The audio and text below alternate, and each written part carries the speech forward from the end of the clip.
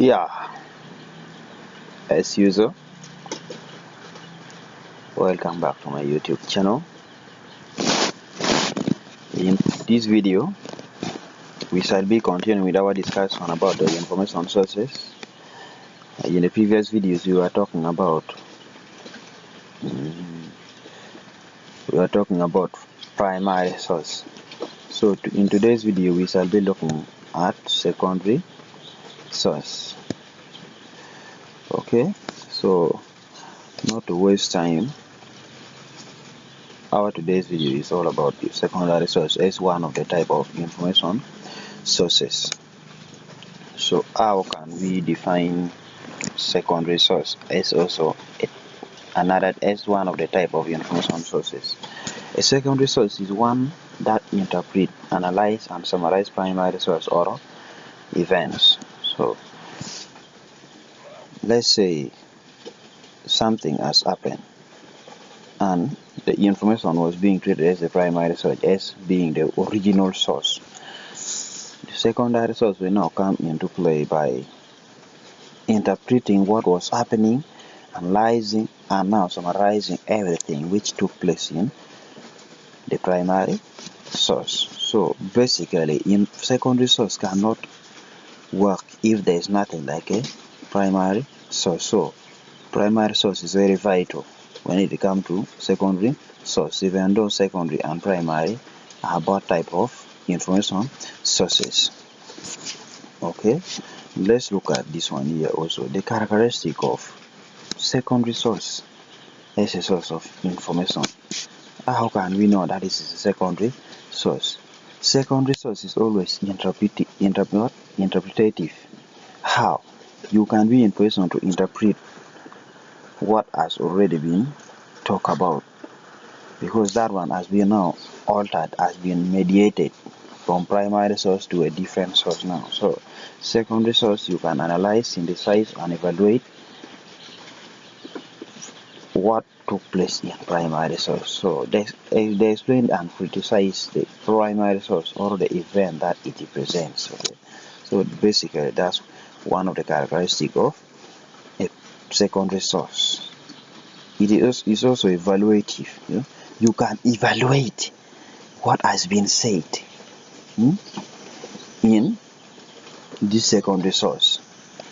Not only that, you can also summarize secondary source information. You can summarize it very well, okay, because it has been filtered now, it has been altered, it has been mediated from primary source to this particular secondary source. It is also contextual in nature. How? It helps you to frame and contextualize the primary data. It is easy to frame and also contextualize the primary data. Okay, so that was briefly about the characteristic of secondary source information. Let's also see some few examples of secondary source. Okay, you might be using something not knowing that is a secondary source now.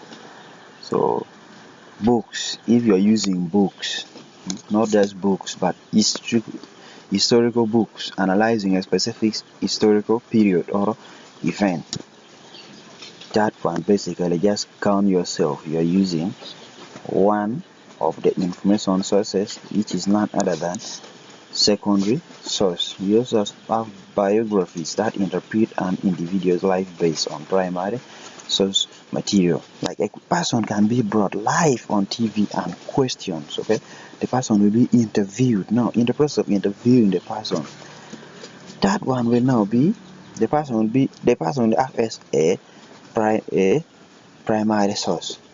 Meanwhile, now after gathering all the information from the person, and they can now produce what they call the biographies that interpret now the individual life based on primary source material.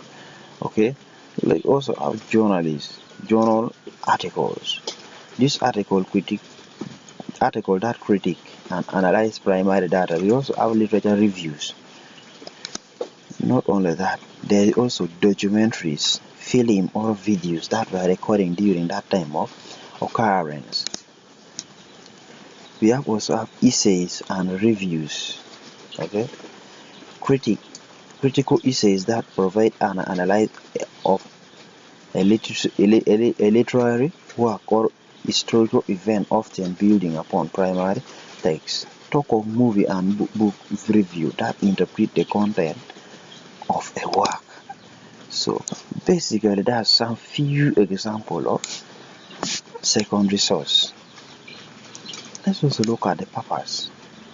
How does it help? So contextualization. Secondary source provide the necessary context for primary data, interpretation and analysis. That's the purpose of secondary source. They come and interpret and analyze the primary source, the original source. It is also broader understanding, because from the primary source as being the original source, something has been explained, but not that to that particular level. But when it has been now contextualized and it has been interpreted, it will now widen the understanding. So you'll be in position to know more. Okay? So that is the purpose. Let's also look at roles in research. This is basically for researchers, those people who will be doing for us research. Okay? How does it help? So a secondary source are used to support the use of primary sources. So they are the one which supporting the use of primary sources. So without them, primary sources is also vital, but they must be in position in order to interpret and analyze the primary source. They also help scholars interpret primary data by providing existing framework theories and methodologies. Talk of the theories, we are using theories in physics, geography and other subjects. Okay, we also have secondary source often guide researchers in framing their own question in situation they are finding within larger debate or context. So basically, that's what I can offer for you about primary, secondary sources, one of the type of information sources. So my dear viewers, don't forget to like, hit the subscription button, share and leave a comment. Until we meet again, may the love of God be with you.